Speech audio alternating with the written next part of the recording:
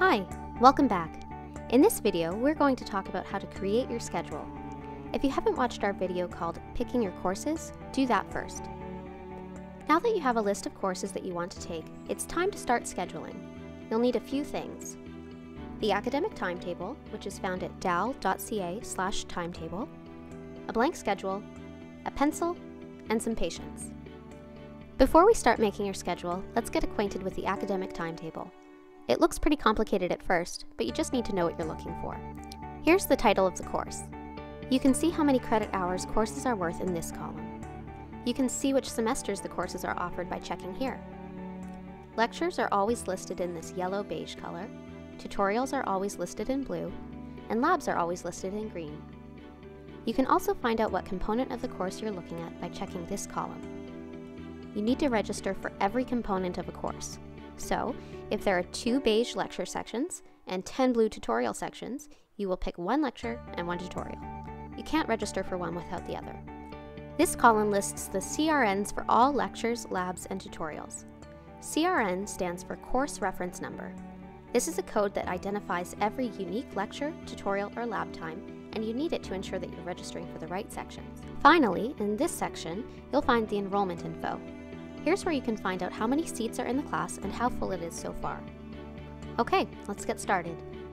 We're using a blank schedule and a pencil in order to ensure that before you register, you have a conflict-free schedule that works for you. Students in the foundation year program for arts students will register for FIP and at most one elective of their choice. Students in the foundation year program for science students will register for FIP and at most 2 electives of their choice. Students planning to pursue the Bachelor of Music program or a major in music will register for FIP and the music elective you've been advised to take by the music department.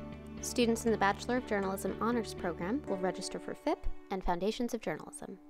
Undeclared arts and science students will register for up to 5 courses of their choice in each semester. In this example, we'll demonstrate course selection for a FIP arts student, but the process is the same for everyone.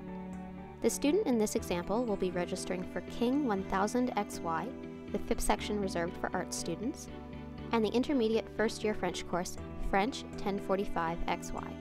Please note, if you plan to take a French course in your first year, you must take a placement test first. Details are noted on the academic timetable under the French section. We're going to visit the academic timetable. You can start by viewing the timetable for the full year in which you're registering. This video is being made in spring of 2016, so I selected the term 2016-2017 fall and winter. Then I selected Halifax as the location.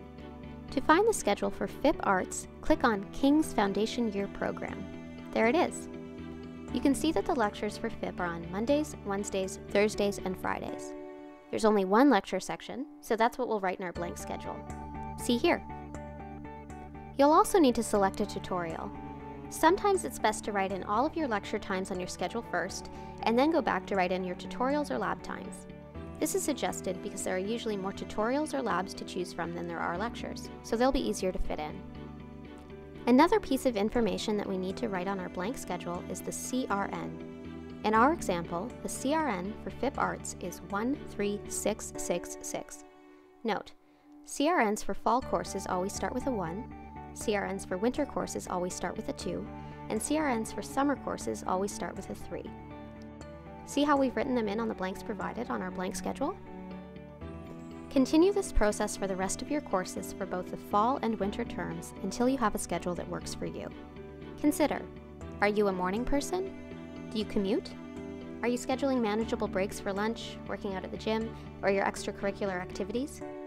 All of these factors should be taken into consideration when building your schedule. Sometimes some of your selected courses will conflict with each other. To remedy this, check to see if either of the courses have alternate lecture sections with a time that works better for you. If so, switch your selection to that one. Otherwise, you might have to pick an alternate course. Here's what our completed example schedules look like. Yours might look very similar, or it might look very different.